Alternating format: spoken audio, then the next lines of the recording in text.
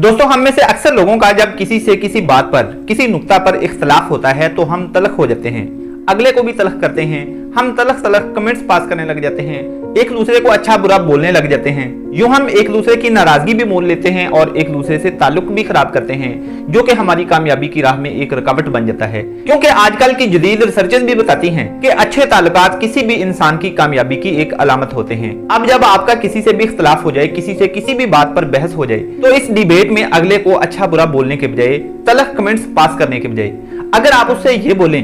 कि अच्छा यार, हम इस बात को, जिस पे हमारा ये इख्तलाफ है, हम इस बात को यूं भी तो सोच सकते हैं, हम इस बात को इस एंगल से भी तो सोच सकते हैं। जब आप उससे इस तरह बात करेंगे, बजाय इसके कि आप उससे कहें कि आप गलत बोल रहे हो, इसके बरक्स अगर आप ये कहें कि यार इस बात को इस एंगल से भी तो सोचा जा सकता है,